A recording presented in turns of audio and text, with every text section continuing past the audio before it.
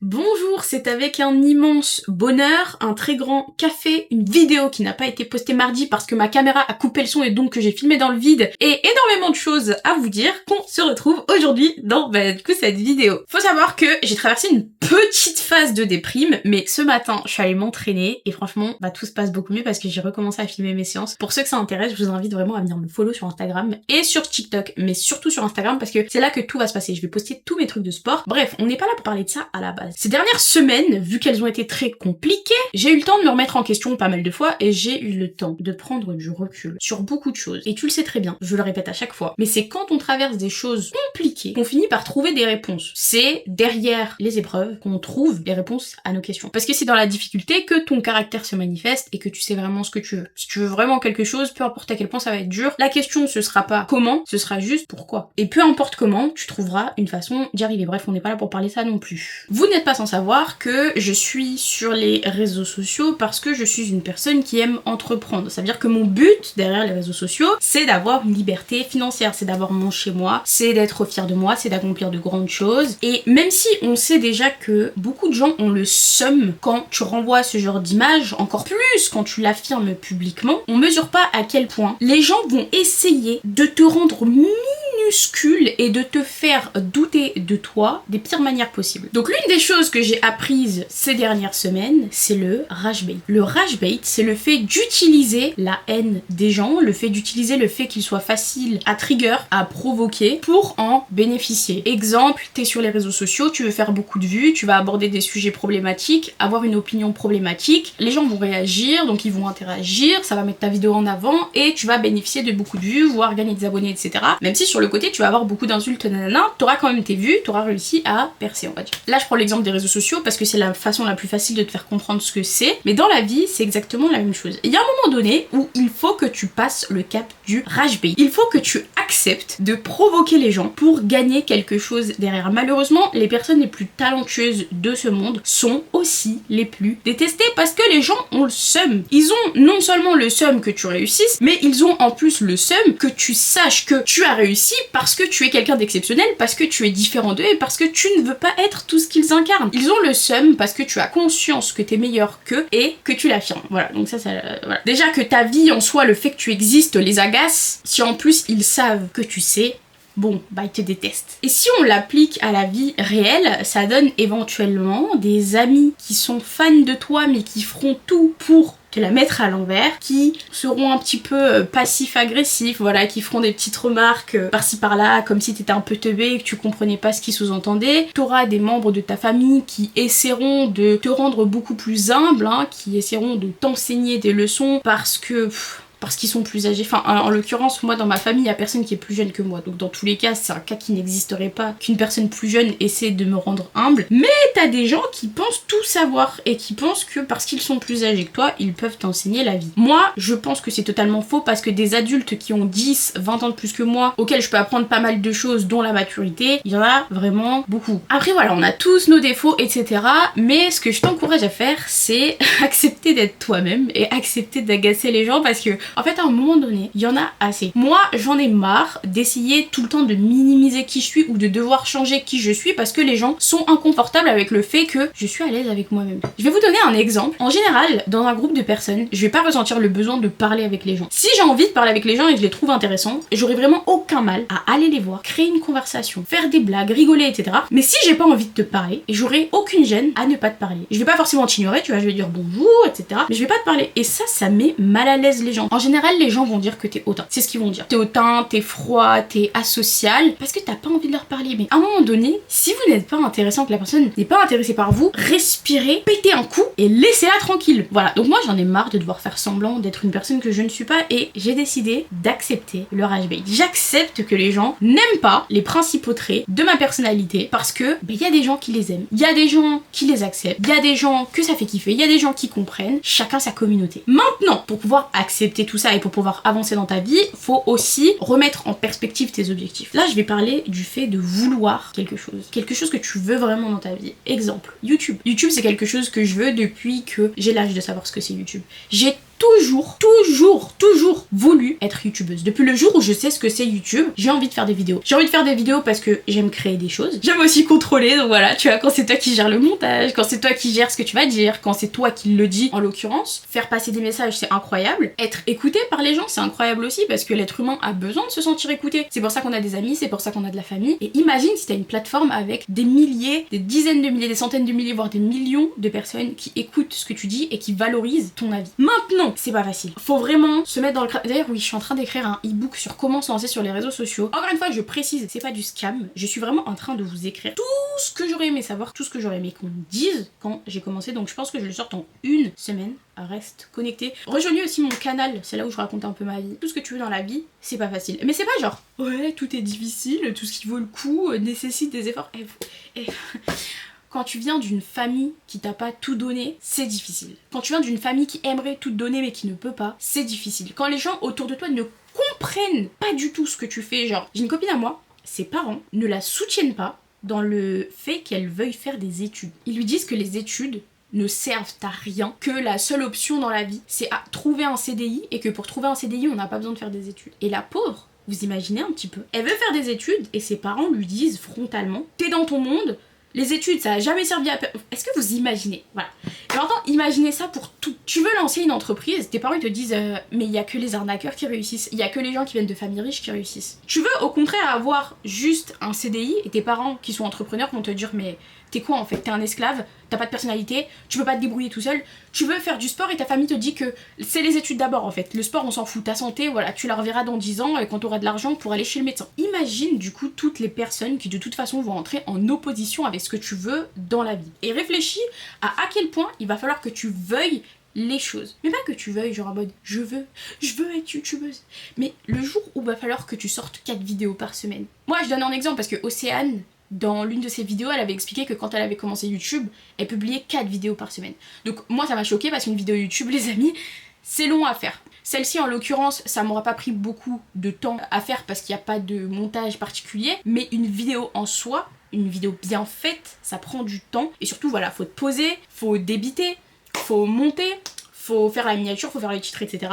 Et en fonction de ton contenu, ça peut prendre énormément de temps, surtout quand t'as pas de monteur. Mais bref, imagine à quel point il faut vouloir quelque chose. Si t'as des problèmes de santé et que tu veux faire du sport, imagine à quel point il va falloir que tu veuilles pour pouvoir réussir à le faire. Les gens vont tellement essayer de te mettre des bâtons dans les roues, que ce soit des gens qui t'aiment ou des gens qui ne t'aiment pas. Les gens vont tellement essayer de te susurrer à l'oreille des choses qui sont fausses ou même si c'est des choses vraies, c'est pas ton problème. Si la chose elle t'aide pas à avancer, t'y crois pas. Moi dans mon monde, c'est exactement comme ça que ça fonctionne. Et il y a des gens qui vont dire reviens à la réalité. La réalité je l'aime pas. La réalité je l'aime pas, j'en veux pas et c'est pas la mienne, c'est la tienne. Tout se passe dans ta tête. Si des gens ont fait ce que tu veux faire, si des gens ont ce que tu veux, alors c'est possible.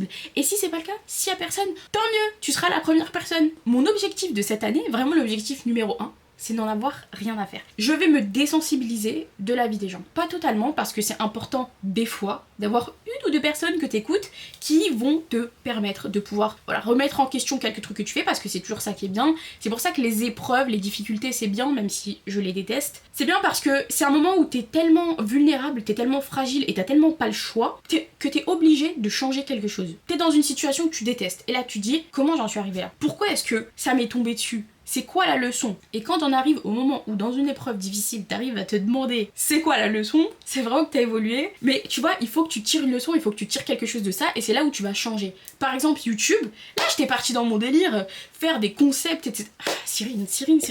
Reviens ici. À la base j'ai commencé les vidéos YouTube pour parler aux gens. J'ai commencé YouTube pour avoir une communauté, pas pour avoir des abonnés. Et il fallait que je revienne à ce pourquoi j'ai commencé à la base. Donc évidemment je vais essayer de vous faire des vidéos stylées et tout. D'ailleurs ça c'est tout un débat.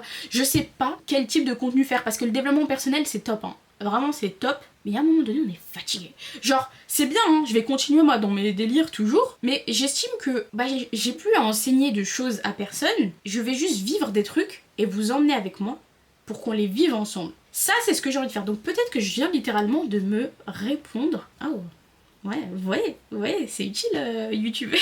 Mais ouais, cette année, je vais faire en sorte d'en avoir rien à faire de la vie des autres parce que la vie des autres ne te mène nulle part. Genre, ils te mènent tellement nulle part. Genre, ça t'empêche seulement de faire des choses. Aujourd'hui, d'ailleurs, très grande victoire pour moi. j'ai filmé à la salle de sport. Pour ceux qui me suivent depuis le début, vous savez que courant 2023-2024, je me suis fait agresser par un mec à la salle et il y avait personne, enfin en tout cas personne n'a réagi parce que je filmais. Alors il était pas du tout dans le cadre, hein, mais ce moment m'a trauma. J'étais incapable de refilmer quoi que ce soit dans une salle de sport parce que littéralement j'étais comme ça. Et aujourd'hui, j'ai emmené ma grosse caméra, j'ai emmené mon gros trépied qui fait ma taille et j'ai réussi à filmer et ça m'a fait kiffer, j'étais tellement heureuse. Et comme quoi en fait, des fois bah t'as besoin de faire d'autres trucs, ça m'a permis de développer d'autres choses, ça m'a permis voilà, de partir à l'étranger. Enfin, j'ai pris une direction de vie qui était quand même assez différente de celle que j'avais à la base au moment où je filmais mes contenus sport. J'ai développé d'autres contenus, notamment sur TikTok où je parle beaucoup. Évidemment, le contenu sport revient maintenant, puisque je filme. Mais il y a d'autres facettes de ma personnalité qui ont pu être mises en avant. Pour revenir sur le fait d'en avoir rien à faire. La plupart d'entre vous ne faites pas les choses parce que vous pensez que vous êtes des imposteur. Tout le monde est un imposteur. En fait, dans ce monde, soit tout le monde l'est, soit personne l'est. Moi, c'est ça que je me dis. Et donc, je préfère me dire que on l'est tous. Comme ça, au moins, c'est facile, on est tous dans le même bateau. Tu vas dire que t'es nul. Tu vas dire que t'es gênant, t'es gênante, que mais tu sais pas vraiment comment le faire, que la qualité de ta vidéo, elle est nulle, que ton devoir, il était vraiment nul aussi, que t'as eu des mauvaises notes, que t'es pas faite pour ça, que tu mérites pas mieux, que c'est toi le problème. Pas du tout, pas du tout, pas du tout. Il faut juste que tu te dises que on est tous nuls. On est tous nuls en tout cas au début. L'exemple que je peux te donner encore une fois, c'est les réseaux sociaux et on va prendre YouTube.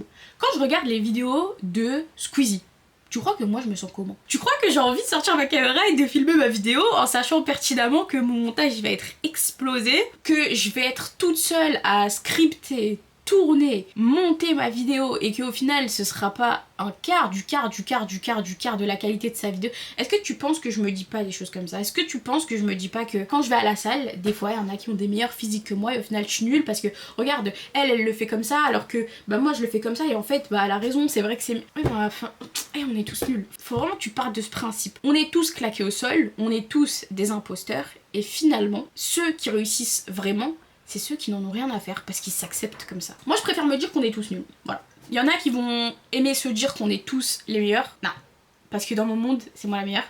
Donc c'est... voilà. C'est un choix, hein. Je dis dans mon monde parce que c'est un choix. C'est un choix que de te dire, pour l'instant, mon travail est pas ouf, mais je le poste quand même. Pour l'instant, mon travail est pas ouf, mais je le fais quand même. Je vais quand même au bout de la chose, j'essaye. Et moi, c'est un problème que j'avais énormément, le fait d'arrêter avant même d'échouer. C'est la mentalité tout ou rien. C'est ça aussi qui est problématique dans ce genre de mentalité, c'est que c'est soit tu veux le meilleur, soit tu préfères ne rien faire. Sauf que du coup, bah, tu vois, t'apprends rien, il te manque pas mal de trucs, t'as raté toute l'histoire, t'es passé à côté des leçons, t'es passé à côté de l'apprentissage, t'es passé à côté de l'expérience, et éventuellement t'es passé à côté de la victoire parce que c'est pas parce que tu te dis que ce que tu fais est nul que c'est en effet nul. Et je te dis ça aussi pour que tu te détaches des résultats. Alors ça va faire très pompeux là ce que je vais dire, mais c'est pas grave, il faut que ce soit dit. Il faut que tu apprennes à t'attacher au chemin et non à l'arrivée. Et zéro vanne, c'est trop important. Quand tu vas à la salle, il faut pas que tu penses à ton body goal. Il faut que tu penses à comment bien exécuter tes exercices, comment bien manger, comment faire en sorte que quand tu arrives à la salle, bah, tu sentes que tu as de l'énergie en te nourrissant correctement. Et c'est en réfléchissant à comment bien faire ces petits steps que au final, tu auras les résultats quoi qu'il arrive. Si tu penses qu'au résultat, tu vas pas penser à la qualité des étapes. Et si t'as pas la qualité des étapes, t'as pas le résultat. Alors que si tu te focuses que sur la qualité des étapes, le résultat, tu l'as forcément. C'est des mathématiques. Faut aussi choisir son combat. Voilà. Vu que ces dernières semaines, j'ai jonglé entre drames familiaux et tentatives d'ascension sociale et que j'ai échoué aux deux, je me suis rendu compte qu'il fallait choisir ses combats à un moment donné. Tu peux pas être sur tous les fronts. Alors, tu peux être sur beaucoup de fronts. Attention, si t'es une personne déterre, tu peux être sur beaucoup de fronts. Et à la fin de la guerre, tu peux avoir saisi tous les fronts. Genre, c'est totalement possible. But, il faut que t'aies des priorités et que tu concentres ton énergie sur la chose la plus importante. C'est un peu comme quand tu rénoves une maison, tu vois, tu peux pas tout attaquer, tu peux pas refaire le plancher, et puis refaire la plomberie, et puis refaire l'électricité, et puis penser en même temps à la décoration de l'intérieur et à quel type de cuisine tu vas avoir, tu peux pas tout faire comme ça, c'est pas possible, tu peux pas, c'est pas possible.